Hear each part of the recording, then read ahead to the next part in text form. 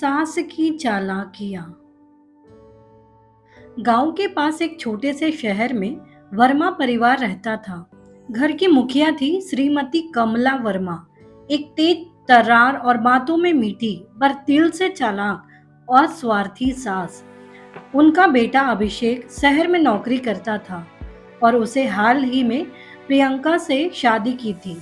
प्रियंका एक सीधी सादी, पढ़ी लिखी और संस्कारी लड़की थी जिसे ससुराल में सबको अपना समझकर निभाना था। शादी के कुछ दिन बहुत अच्छे बीते। कमला ने बाहर वालों के सामने बहू की बहुत तारीफ की, पर अंदर ही अंदर उसे अपने बेटे की जिंदगी पर पूरा हक चाहिए था, उसकी हर चीज पर नियंत्रण। धीरे धीरे कमला ने अपनी चालें चलनी शुरू की।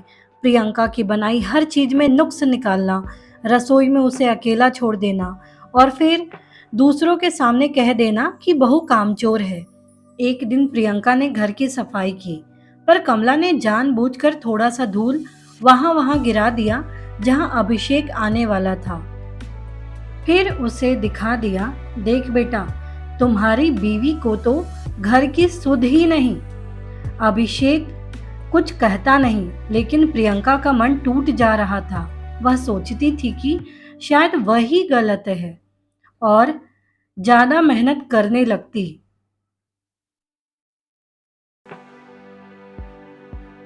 कमला को लगा कि उसकी चालें चल रही हैं, लेकिन मोहल्ले की कुछ महिलाएं, खासकर उसकी पड़ोसन शीला जी, सब देख रही थी। एक दिन शीला जी ने प्रियंका से अकेले में कहा, बिटिया, तू बहुत सहनशील है, लेकिन जरूरत से ज्यादा चुप रहना भी ठीक नहीं। सच्चाई को कभी कभी बोलकर जताना पड़ता है। प्रियंका को बात लग गई। उसने अब अपनी चुप्पी को तोड़ने की ठानी, पर समझदारी से। प्रियंका ने अब कमला की हर चाल को ध्यान से समझना शुरू किया और उसी की भाषा में जवाब देना शुरू किया, पर बिना झगड़े के, बिना ऊंची आवाज के। एक दिन कमला ने सबके सामने कहा, आज बहू ने खाना इतना बेस्वाद बनाया कि न निगला जाए न उगला। प्रियंका मुस्कुराकर बोली, माँ जी, आपने तो खुद ही मसाले डाले थे आज। कहा था कि मैं सीखूं आपसे। अच्छा हुआ, आपकी बनाई रेसिपी का भी टेस्ट हो गया। सभी हंस पड़े और कमला चुप रह गई।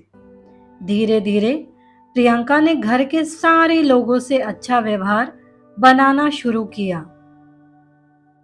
देवर, जेठानी, यहाँ तक कि नौकरानी भी प्रियंका की तरफ हो गई।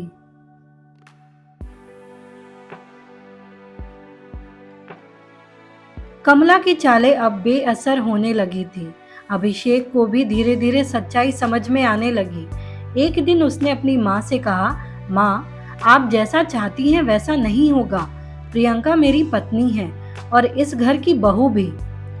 आप उसे स्वीकार करें, वरना हम अलग हो जाएंगे। यह सुनकर कमला को जैसे बिजली लग गई। उसे एहसास हुआ कि उसने अपनी चालाकियों में अपने बेटे को खो दिया। कुछ दिनों की चुप्पी और अकेलेपन के बाद कमला ने प्रियंका से माफी मांगी। प्रियंका ने उसे माफ कर दिया, लेकिन अब वह पहले जैसी सीधी नहीं रही। उसने अपनी जगह बना ली थी, सम्मान के साथ। कमला ने अब बहू से सीखा कि रिश्ते चालाकियों से नहीं, प्यार और समझदारी से चलते हैं। सीख, जहाँ चालाकी सीमा पार कर जाती है, वहाँ सच्चाई चुप्पी के साथ भी बोल उठती है।